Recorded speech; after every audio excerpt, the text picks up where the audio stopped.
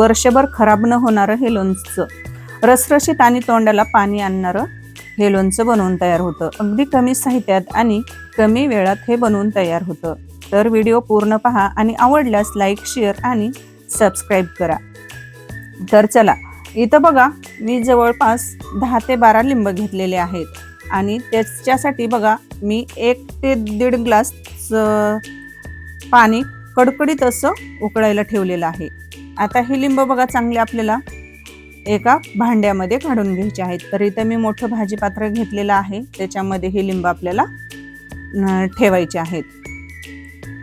आणि लिंब घेताना काय करायचं आहे, पातळच सालीचे लिंब आपल्याला निवडून घ्यायचे आहेत.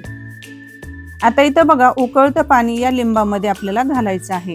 अगदी मी तुम्हाला स्टेप बाय स्टेप हे लिंबाचं लोणचं कसं बनवायचं अगदी वर्षभर टिकण्यासाठी मी खास तुम्हाला 8 ते 10 टिप्स सांगितलेले आहेत. आता या लिंबामध्ये आपल्याला उकळतं पाणी ओतायचं आहे.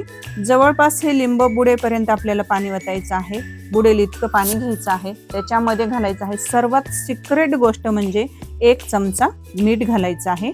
चमच्याने असं ढवळायचं आणि आपल्याला हे 10 मिनिटासाठी 10 ते 15 मिनिटासाठी आपल्याला हे झाकून ठेवायचे आहेत. आपल्याला जास्त वेळ सुद्धा हे पाण्यात ठेवायचे नाहीत, गरम पाण्यामध्ये आपण ठेवलेले आहेत. आता इथं 10 मिनिटानंतर पाहूयात. बघा काय मस्त असे लिंब झालेले आहेत. आणि लिंब हे घेताना आपल्याला पातळ सालीचेच आपल्याला लिंब निवडून घ्यायचे आहेत. त्यालाच कागदी लिंब म्हटलं जातं. आता इथं बघा या पद्धतीने आपल्याला हे लिंब स्वच्छ करून घ्यायचे आहेत. ही सिक्रेट टिप्स इथं वापरायची आहे.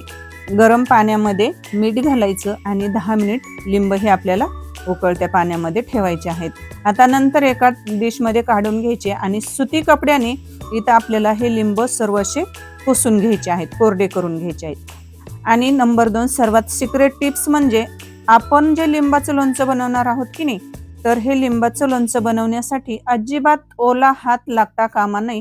नाही तर मग काय होईल, आपलं लिंबाचं लोणचं जे आपण बनवणार आहोत तर ते लोणचं खराब होईल, बुरशी येईल आणि आपण जे एवढी लोणचं बनवण्यासाठी मेहनत घेतलेली आहे तर ती वाया जाण्याची शक्यता असते.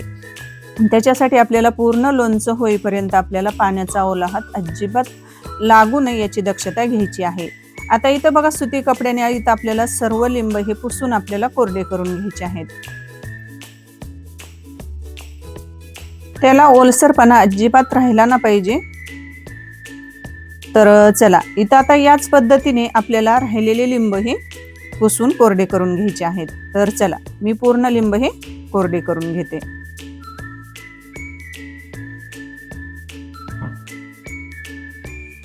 अगदी झटपट बनणारं हे लिंबाचं लोणचं आहे आणि अगदी सोपी पद्धत आहे. तर तुम्ही एकदा पहिल्यांदा जरी तुम्ही हे लिंबाचं लोणचं जर बनवायला घेतलं ना तरी सुद्धा तुम्ही परफेक्ट बनवू शकाल. तर इथं बघा आपले पूर्ण लिंब हे पुसून झालेले आहेत. आता इथं बघा एका मी डिशमध्ये हे घेतलेले आहेत पुसून हे सर्व लिंब. चला, आता आपण लिंब कट करून घेऊयात. आता इथं 1 लिंबू घ्यायचा आपल्याला आणि त्याचे समान 2 भाग करायचे. नंतर आपल्याला त्या अर्ध्या लिंबाच्या परत 4 फोडी करून घ्यायच्या आहेत. म्हणजे एका लिंबाच्या आपल्याला 8 फोडी करून घ्यायच्या आहेत.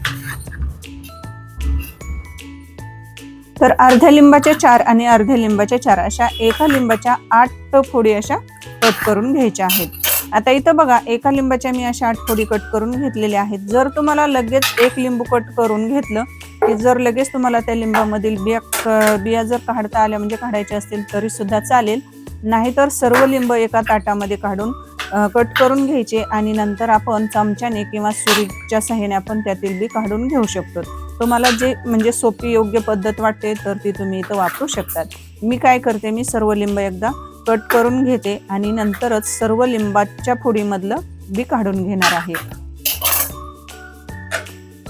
अगदी तुम्ही हे घरच्या घरी वर्षभर टिकणारं रसरशीत आंबट गोड लिंबू लोणचं बनवू शकतात, ज्याची चव तुम्ही कधीच विसरू शकणार नाही. हे लोणचं इतकं खास आहे की एकदा बनवलं की पुन्हा पुन्हा बनवायची इच्छा होते. म्हणजे एवढं खूप टेस्टी लागतं. अगदी तुम्हाला मी स्टेप बाय स्टेप रेसिपी आज तुमच्याशी शेअर केलेली आहे आता इथं बघा सर्व लिंब आपले कट करून झालेले आहेत आणि इथं मी छोटासा एक चमचा घेतलेला आहे आणि चमच्याच्या दांड्याने आपल्याला काय करायचं आहे, ह्या लिंबाच्या फोडीमधील जे बी आहे तर ते आपल्याला पूर्ण काढून घ्यायचं आहे. हाताने ती फोड अशी दाबायची म्हणजे त्यातील सर्व बी असंच बाहेर निघतं. त्याच्यामध्ये बी अजिबात राहता कामा नये. त्याच्यामध्ये कसं जास्त कडवटपणा असतो, त्याच्यामुळे शक्यतो आपल्याला एकही बी फोडीमध्ये लिंबाच्या राहिलं ना पाहिजे. तर इथं पाहू शकतात एवढं मोठं लिंबाचं बी इथं निघलेलं आहे. तर मी ते सर्व बघा एका डिशमध्ये काढून घेतलं. आता आज आपण बनवणार आहोत लिंबाचं क्रश लोणचं. तर त्याच्यासाठी आता इथं आपल्याला बघा मिक्सरचं जार घ्यायचं आहे आणि जारमध्ये आपल्याला हे लिंब जे कट केलेले आहेत तर त्या लिंबाच्या पुढे आपल्याला सर्व मिक्सरच्या जारमध्ये घालायचे आहेत आणि लगेच आपल्याला हे मिक्सरला बारीक करून घ्यायचे आहेत. जास्त पण याची पेस्ट करून घ्यायची नाही.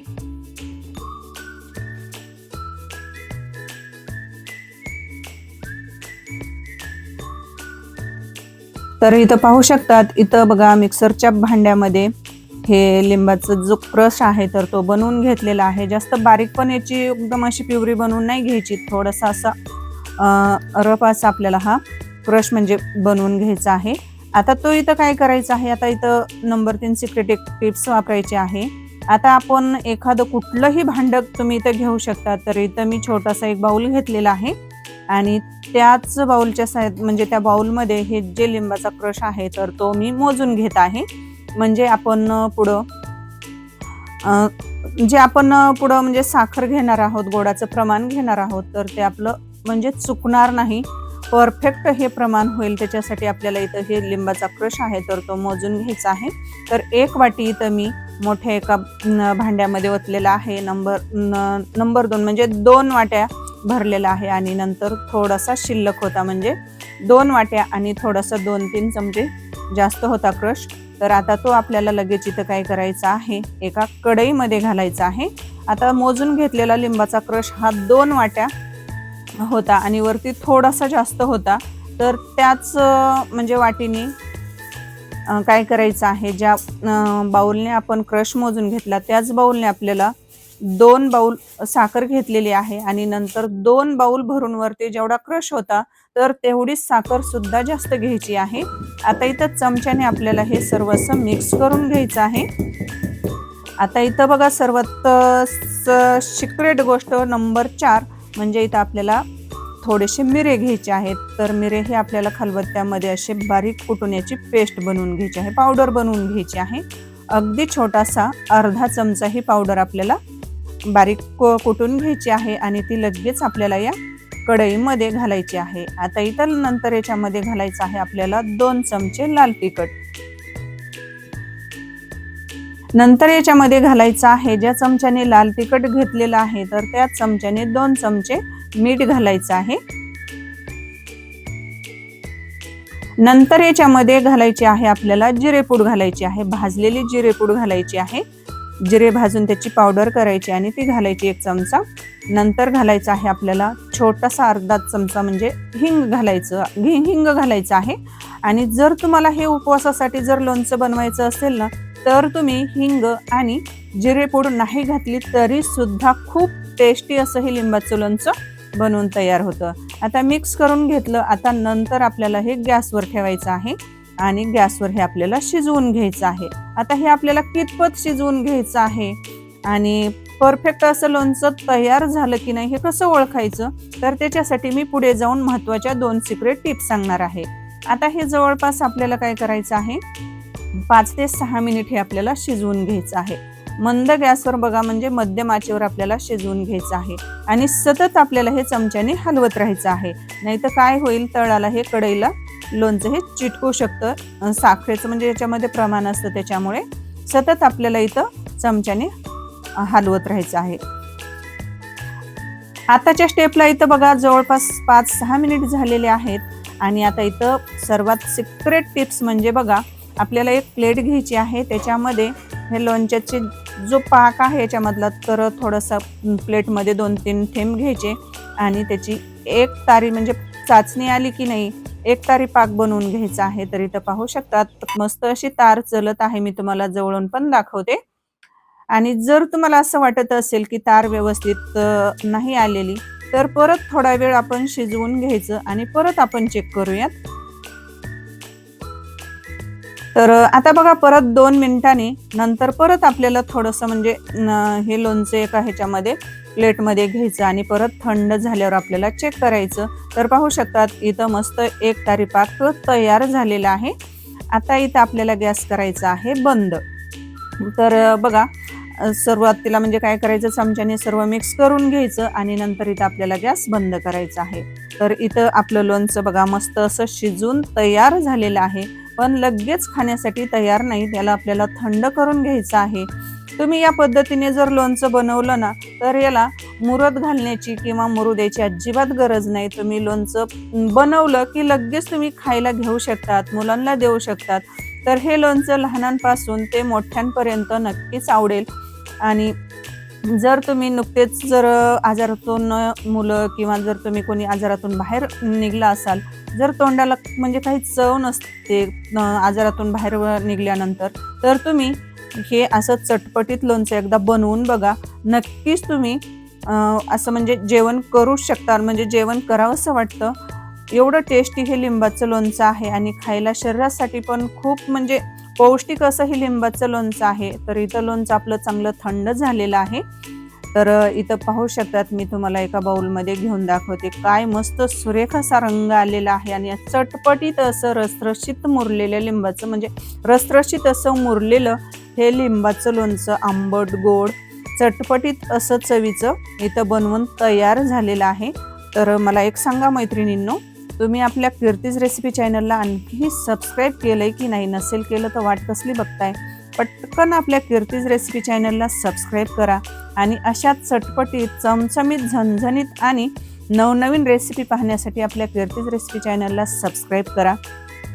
आता इथं बघा पूर्ण लोणचं थंड झालेलं आहे आणि आता वर्षभर हे 1 वर्षच काय 2 वर्षच काय जवळपास हे वर्षानुवर्ष हे लोणचं 3-4 वर्ष सुद्धा हे लोणचं अजिबात खराब होत नाही.